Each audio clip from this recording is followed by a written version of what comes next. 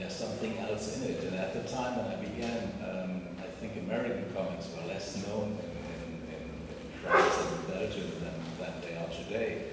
And so it surprised people that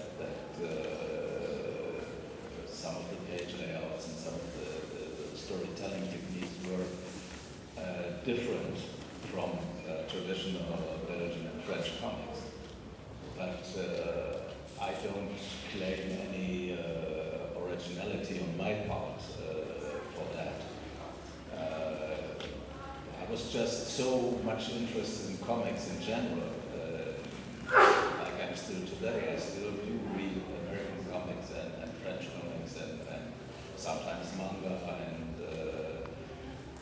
whatever I can lay my hands on. And it still interests me, and I'm still looking for new things and finding them, and it's very exciting for me. So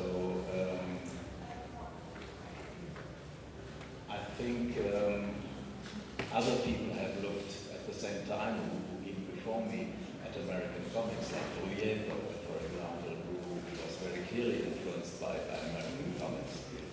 And I think my own work with time evolved into something that is mine, that is not anymore influenced by anything, at least I hope so.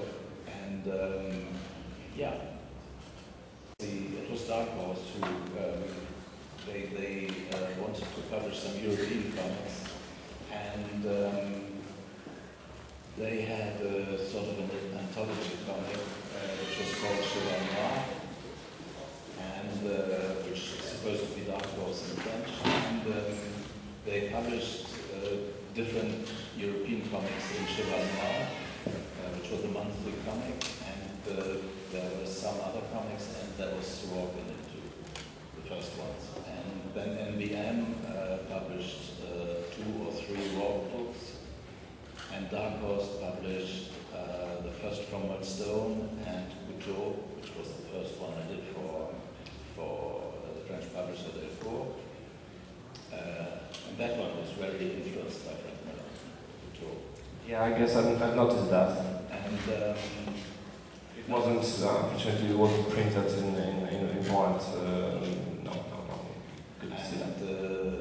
That was the only thing. That was the only one I had any feedback on. I don't know if they sold well or not. I have no idea about that. The only thing I know is that Couture was shown to Frank Miller himself, and they told me he liked it, so that's all I know about it. And no, I haven't had any other contact with Frank. See, he's ripping you off. We gotta make some money from him.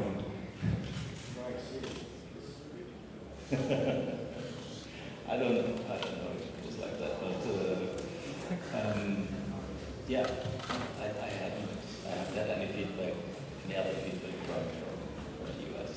When I was 6, I already decided I wanted to be an architect, and then later on I discovered comics, and from then on it was always comics, but I was always interested in architecture, and when I did my art studies, I studied perspective with an architect in Germany, and I liked that very much, the whole structure thing and everything. I loved that.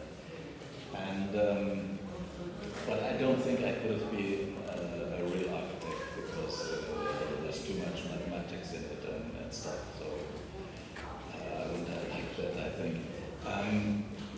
But from time to time, I like to draw buildings and stuff, and sometimes it's a bit too hard and it's a bit too long, and it gets a bit on my nerves. But nonetheless, from time to time, I have to do that, and sometimes the stories ask for it. So yeah, but yeah, I like architecture.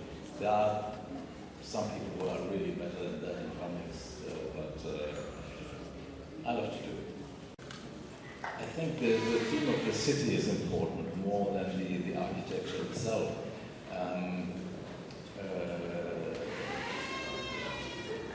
see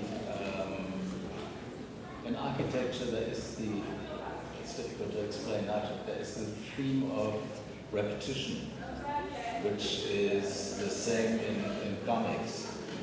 Repetition of form, repetition of the form of the pictures, the frames and everything. And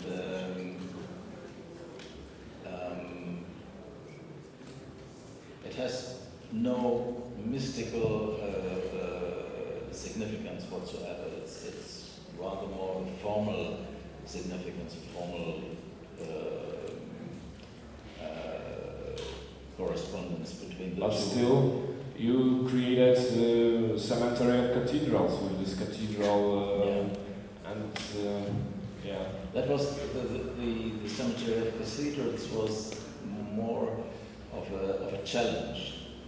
I gave myself I thought of this image, of this picture of lots of cathedrals in the middle of the jungle, and the story was created around that picture, and I wanted to use it for a long time, and then the occasion came along with the rock story. But I had the idea for the picture a long time before that, but I didn't just want to put it somewhere in a story just to put it in, but there had to be a story around it. So, but that again, it's quite a story with mythic and mystical elements in it, but those are, to me, those are just story elements. They're not, I'm not a mystical kind of guy. I mean, I'm not religious. I'm not any secret organizations or stuff like that. So you say.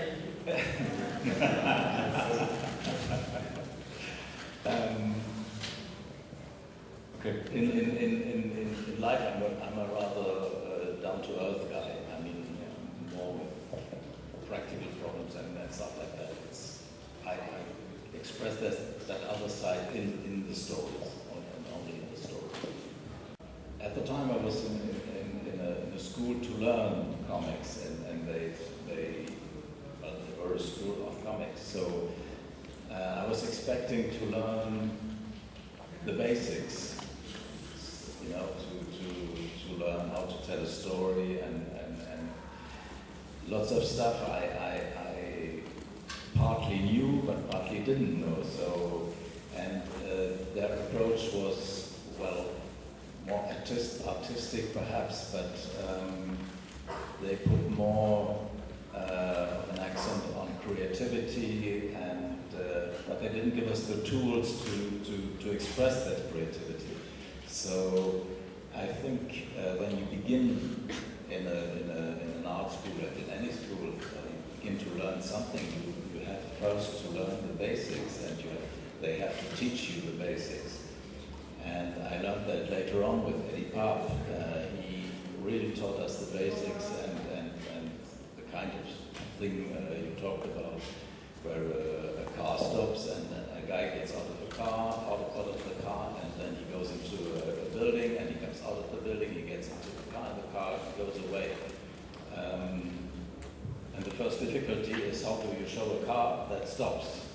You know, it's not moving in the picture anyway. So, and then how do you show a car that starts, that goes away, and stuff like that. And a guy who gets out of a car, the difference between a guy who gets out of a car and who gets into a car, it's not that simple.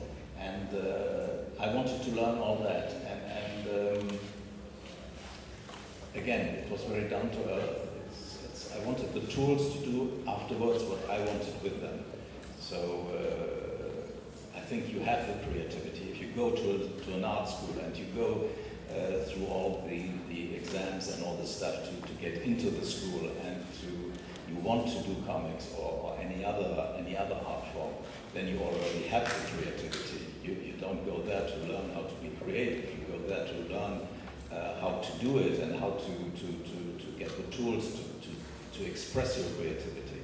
So, but that was just a conflict between me and the art school I went to. So when I found the lessons of Eddie Paap, I found what I was looking for. brought me much forward, much faster than 3 years of art school.